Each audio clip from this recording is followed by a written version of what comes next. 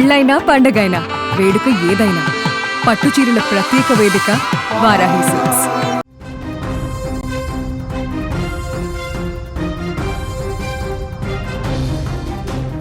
పాపం పండింది, చేసిన తప్పుకు కర్మ వెంటాడింది. 11 ఏళ్ల బాలికపై సామూహిక అత్యాచారానికి పాల్పడిన ఘటనలో ఓ ప్రధాన నిందితుడు ఎన్కౌంటర్లో పోయాడు. సీన్ రీక్రియేషన్ కోసం తరలించిన సమయంలో పోలీసుల నుంచి తుపాకీని లాక్కొని పరారవుతుండగా ఈ ఘటన జరిగినట్లు అధికారులు వెల్లడించారు. మృతుడిని ప్రభాస్ మండల్గా గుర్తించారు.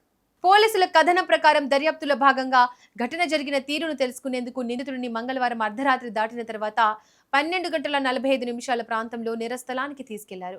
ఆ సమయంలో అతడు అకస్మాత్తుగా ఒక పోలీసు అధికారి నుంచి ఆయుధాన్ని లాక్కొని పారిపోవడానికి ప్రయత్నించాడు. నిందితుడిని అడ్డుకునే క్రమంలో పోలీసులు కాల్పులు జరిపారు. ఈ కాల్పుల్లో తీవ్రంగా గాయపడిన మండల్ను వెంటనే ఆసుపత్రికి తరలించగా అతడు మరణించినట్లు వైద్యులు ప్రకటించారు.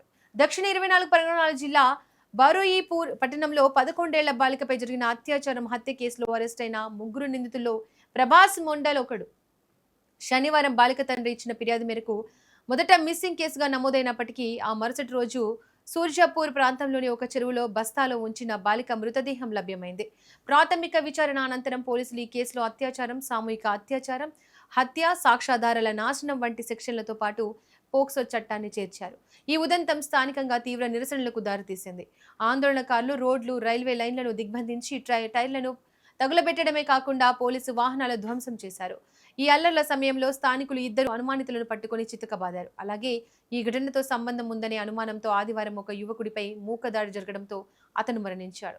మరోవైపు నిందితుల్లో ఒకరు తప్పించుకోవడానికి సహకరించారనే ఆరోపణలపై స్థానిక రాజకీయ నేత శంతను మొండన్ను పోలీసులు అదుపులోకి తీసుకున్నారు. స్థానికులు 2 నిందితులను పట్టుకొని పోలీస్ అవుట్ పోస్ట్ కు తీసుకొచ్చిన సమయంలో శంతను మొండల్ జోక్యం చేసుకున్నారని పోలీసులు తెలిపారు. ఆ గందరగోళాన్ని ఆసరాగా చేసుకుని ప్రధాన నిందితుడు ఆనంద్ సర్దార్ అక్కడి నుంచి పారిపోయాడని పోలీసులు వివరించారు.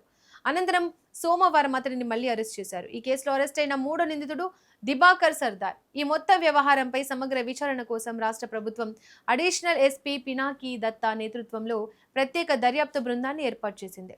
ఇక ఈ ఎన్కౌంటర్ వార్త బయటికి రాగానే పశ్చిమ బెంగాల్తో పాటు దేశవ్యాప్తంగా ప్రజలు హర్షం వ్యక్తం చేస్తున్నారు.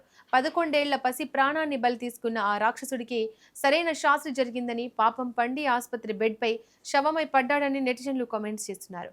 కోర్టుల చుట్టూ తిరిగే సమయం లేకుండా ఆ పసిపాప ఆత్మకు తక్షణ న్యాయం జరిగిందని బాధితురాలి కుటుంబ సభ్యులు కన్నీరు పెట్టుకుంటున్నారు.